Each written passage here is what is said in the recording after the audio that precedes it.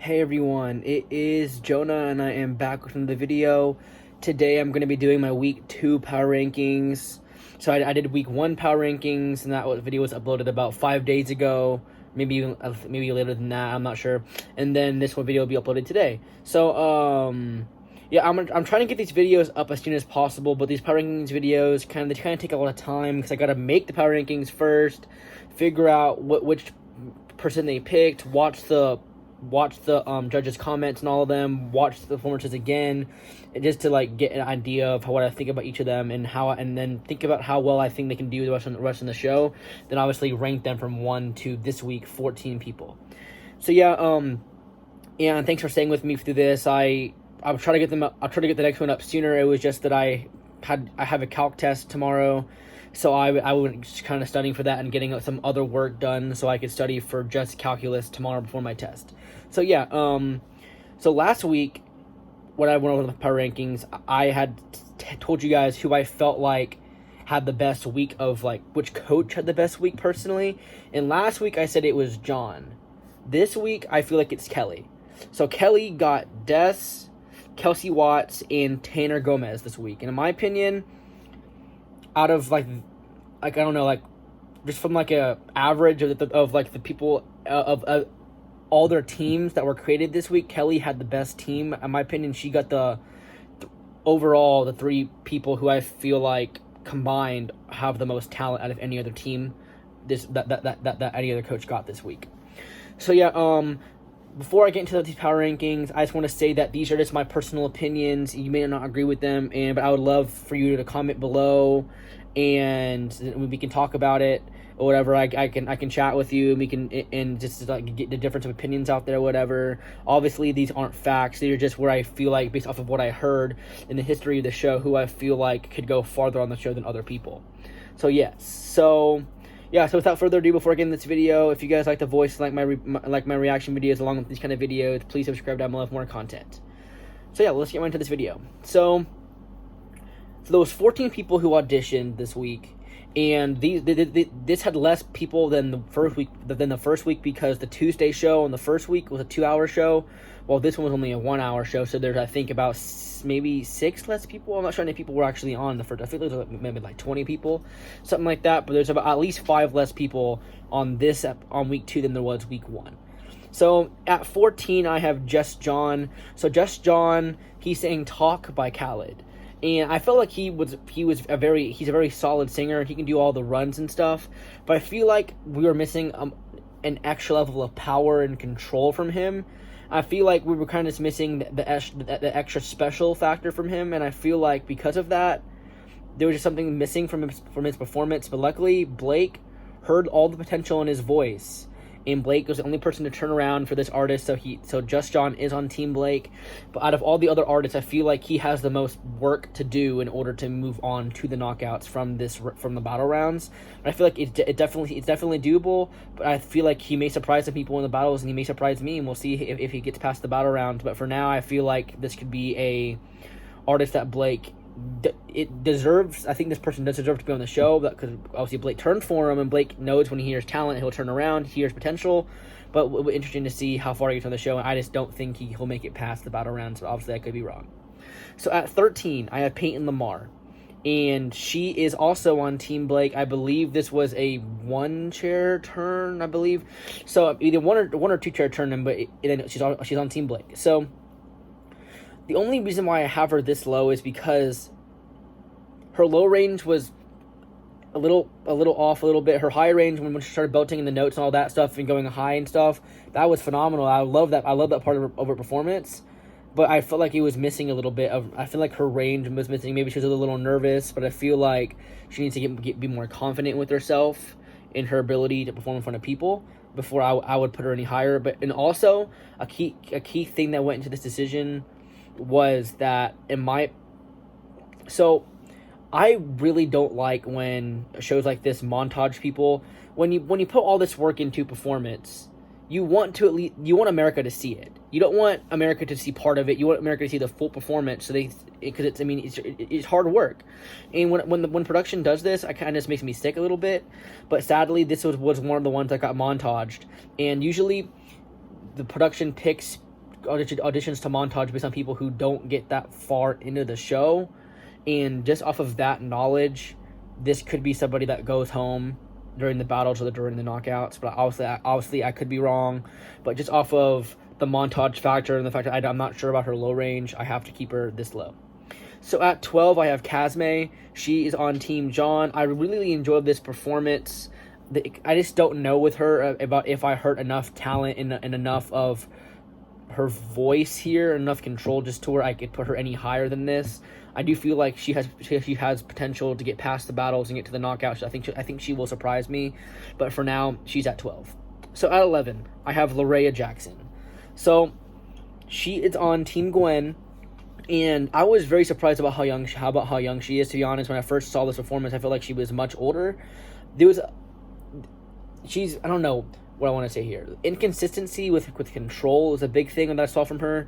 There'd be times when I feel like, oh wow, that's amazing. That sounds very mature. There are other times where it needs a little bit of work. Her range is amazing, and I feel like she has potential to make it farther onto the show than you think, because she is so young and her voice is so amazing. And I feel like Gwen could put a Carter versus Larea battle matchup on us, because they're both young. They both kind of have the similar voices in a way, and they're both young talents. I feel like that could be like a really cool battle round to see. So if that's the case, then Larea will have her hands full. But I feel like this is a possible steal if that is the case for battle pairings. So yeah. Yeah, I feel like she is young. Also, she doesn't have the experience that the people will, so that may factor into her not making it farther onto the show also, and that's why I have her low, is because of the experience, because she is still young. But otherwise, I would put her higher on this list. So yeah, she comes in at 11. So at 10, I have Olivia Reyes. So Olivia, she, I believe, sang Fallen, I believe is what she's saying, and she is on Team John. I loved her voice a lot. I feel like she showed off a lot of different sides to her voice. She's a lot of texture to it. I love the range she showed. I feel like I just want to hear more power from her. I feel like she kind of stayed true to the original song, but I would have loved for her to venture off a little bit, make it her own, and show us why she's so unique. And I feel like if she does that in the battle rounds, she has great potential to move on to the next round. It's just a matter of if she actually makes a song her own and based on who she faces off in the battle rounds. But obviously, when John turns for you, you have to be a pretty good singer, because John is probably one of the most pickier judges on the show, and it's known that he doesn't turn for people all that much sometimes, and he's very picky, especially when it comes to young people. So whenever, in my opinion, if I was on the show and they got John to turn around, I'd be very happy with myself, because John does not turn around very often. But yeah, so I think she does have talent to make it to the live shows. We'll just have to wait and see. So yeah, I'm at 9. I have Ryan Burke, and he is on Team Gwen. Gwen used her block on John for this artist, and he sang "Waiting on the World to Change." I loved his voice so much. His tone was just, it was just so amazing to hear. And I feel like part of the issue with him is that he kind of stayed in the pocket a little bit more than I wanted him to just get more powerful. I wanted him to stretch his range. I wanted him to push himself a little more, and that's why he comes in at 9. I'm just not sure what else he has in his arsenal. If he has the power and the push to higher range and higher falsetto area, by all means, yeah, sure, I think he can go far in the show. But off of what I heard from him now, I can't put him any higher just because I don't know what else he can do with his voice. So that's why he comes in at 9. So at 8, I have Van Andrew, and he's saying "Behind Blue Eyes," and he is on Team Gwen. So he has a lot of versatility. I heard a lot of rock at the beginning. I heard a lot of folk. It was like a little folk rock type of thing, and I feel like he's very versatile. I feel like that could do him well on the show, and I feel like he does have potential to make it past the battles and into the knockouts, and maybe even past the knockouts. But the issue I have with him is that he was inconsistent with the preciseness of the notes he was singing. At the beginning, it was kind of like John said, it was kind of a little iffy. Then at the end, I think the last note was kind of bad because he was just excited that he got people to turn around, which, I mean, it makes sense. I'm not surprised more people don't mess up after a coach turns around, because it makes it's exciting to see. Not only you're on the show, but a pop star. You're looking right at a pop star and you're singing in front. They're watching you sing, which is pretty amazing. And I feel like they kind of got to his head a little bit. But if he has the range, the power, and I feel like he can end up surprising people if he's more precise with his notes and shows more control. So yeah, that's why he comes in at 8. So at 7, I have Tainer Gomez. he is on Team Kelly, and this is one of my dark horses of the week. His country voice is so amazing. I love it so much. And the reason why I feel like he's a dark horse is because throughout the years, Kelly has been drawn to at least one country artist on each season. We had Chevelle Shepherd in her first season, and Jake Hoot from last season, for example. These are artists where they're country, and Kelly likes to have a country artist on her team going into the live shows because she likes to compete, and she likes country music, and she feels like she wants to have a versatile team. And I feel like this is the person who Kelly will bring. I feel like, in my opinion, this is the most definite shot Kelly has besides Des to make it to the live shows, and I feel like Kelly will keep Tanner around as long as possible. And I feel like if Kelly lets Tanner go, Blake will be right there with the steal, because I feel like he has an amazing voice, and I feel like Blake did underestimate him here. And I know Blake didn't turn around for this artist, but I was very surprised by it, because I feel like he was a great singer. I loved his country tone. I feel like he has more range than what he showed, and I feel like he has just more in him than what he showed here. And I feel like the sky's the limit for this guy, and I feel like Kelly saw it, John saw it, Gwen saw it, and I feel like Kelly got a steal, and I feel like this is going to be someone who we could end up seeing in the finale. So yeah. So at 6 we have Ben Allen, the other country male from this week, and he is on Team Blake. So right off the bat, the song he chose to sing, I love the song he chose to sing. Amazing talent. Right off the bat, his tone it was so good, and he just has something in him that I feel like he just has kind of like a spark to, and that I feel like he will be in the live shows. It's just a matter of if he stays on Team Blake or not, because Blake has a lot of country artists, which is why Blake didn't turn around for Tanner. But we have Jim Ranger and Ian Flanagan. Those two are going to be tough competition for Ben, because those are kind of two males that are in his lane, are also on Team Blake. So it will be interesting to see what Blake does, and I want to see how many country artists Blake has going into the finale, and we'll see if he has 3 or all 4. We'll see. I'm not sure what's going to happen. I feel like one of those 3 will end up getting stolen. And I feel like all 3 of those are people who we will end up seeing in the live shows. It's just a matter of where they will get put during the live shows. So yeah. So at 5, I have Rio Sama. So he sang Cruisin'. I thought this was more of a, I don't know, more of like a reggae song when I first heard the name of the song. I feel like I remember, but I was totally wrong. It's definitely more soul. He picked John, and I love his voice a lot. He has a really nice smoothness to it. His tone is amazing. It sounds really buttery. He can do runs. He has a lot of range, and I feel like this is somebody who we can definitely see into the live playoffs, because he is such an amazing singer and such an amazing talent. And I feel like with the right song choices, in the right pairings in the battles and the knockouts, this guy has great potential to go far on the show, and I can't wait to see what he does next in the battle rounds. So at 4, we have Sam Stacy, and he is also on Team Blake. So this is an artist that at least I feel like there's at least one of them on every season where they're kind of just like, it's not about hitting high notes or being so powerful. It's just about singing and feeling the music and just making other people believe what you're singing, and it's being a storyteller. And in my opinion, this is what Sam Stacy is. He sang Fire and Rain amazingly. I know for a fact if Adam Levine would have cooked on the show, he would have turned around after the first 2 seconds after he did that little run at the beginning. And amazing talent. I love his voice so much. He has power and range too. We saw Kelly like go up, and right when he did, button was pushed. And I feel like he has great potential to go far on the show, but I feel like he may be underestimated. He may go home sooner than we think for that reason. But I'm really hoping that he stays around for the long haul on the show, because I really want to hear him sing again, because he's a phenomenal talent. He's actually one of my favorites on the show this season. So yeah, so he picked Blake. So at 3, I have Kelsey Watts. So guts. That's what I want to try her. She has guts. So anytime you sing a coach's song on the show, even outside of the blind auditions, it's already hard because you're singing it in front of them and you want to perform well for them. But when it's the blind auditions and you're singing a coach's song, you weren't even on the show yet and you're doing that. Like, in my opinion, that's talent. In my opinion, she feels like she was confident enough to do that. And I feel like that shows how talented she is as a musician and a singer to do that, in my opinion. And she killed it. So part of the issue with singing a coach's song, in my opinion, is that when you do it, All of the other three coaches know that it's that person's song. So in this case, she's saying "I Dare You" by Kelly Clarkson. So everyone was watching Kelly here, and if Kelly's not turning around, the other three judges will be less likely to turn around too, because Kelly knows the song better than anyone, and they may look towards Kelly. If Kelly turns around, then Gwen may turn around, John may turn around, then Blake may turn around.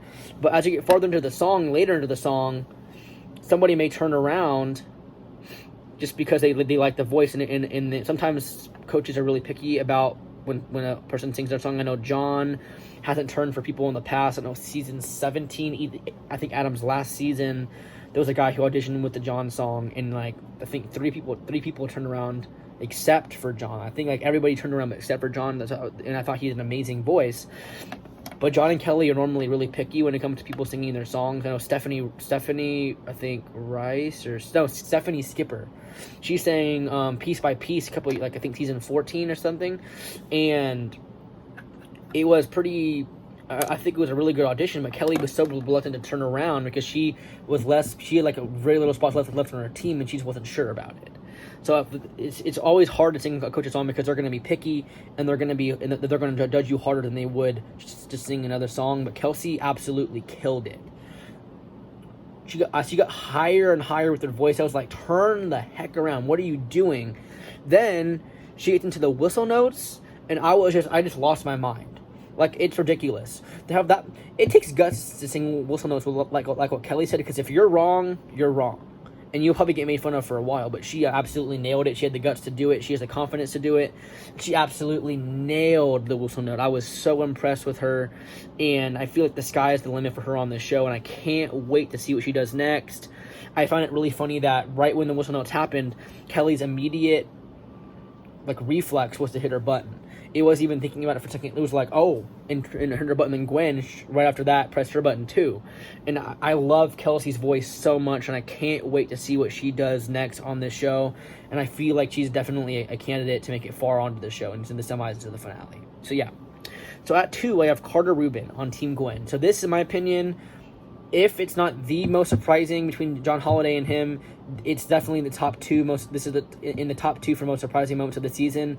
He sings "Before You Go" by Lewis Capaldi.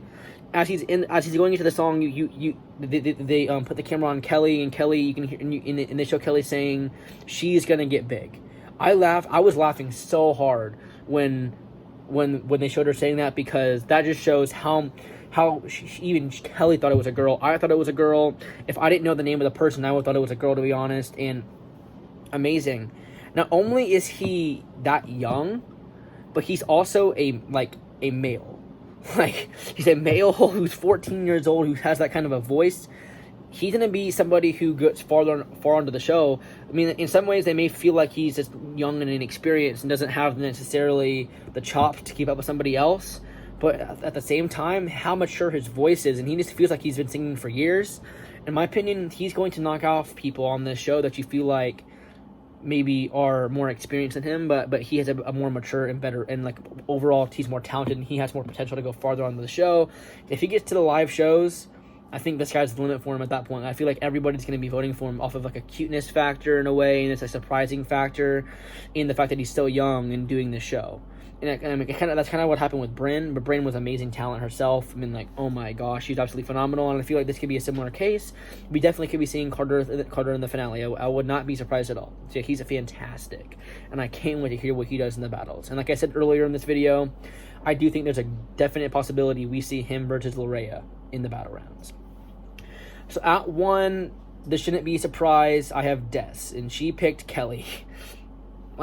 Phenomenal voice, power, range, texture, runs, low tone, everything about her screams star to me, and I feel like this is somebody who in my opinion, could definitely win this show. I feel like right now she's up there with Tamara, how big she's a big voice, and I feel like she can sing anything, and I feel like she's going to do that in the battles, in the knockout. She's just going to surprise everyone again, and she's just going to keep amazing people. She's going to keep just reaching, she's going to go higher and higher, and I feel like with how good she was, there definitely is some level of pressure for her to keep stepping up her game, and I feel like at a certain point, there's definitely a risk of her peaking early, and on a show like this, like Kelly always says this, you want to show something different of your voice every time you go. So, but by the time you get to the finale, you show a side of your voice that you haven't necessarily showed before. And I feel like Des is in danger of showing too much of her voice too soon. And I'm really hoping that she does not do that, because I definitely want to see her in the finale, and because she's an amazing talent, and I feel like we deserve to see her in the finale with how good of a voice she has. And I feel like this is Kelly's best chance to win the show this season. And I feel like we may be looking at a third time Kelly's won this show.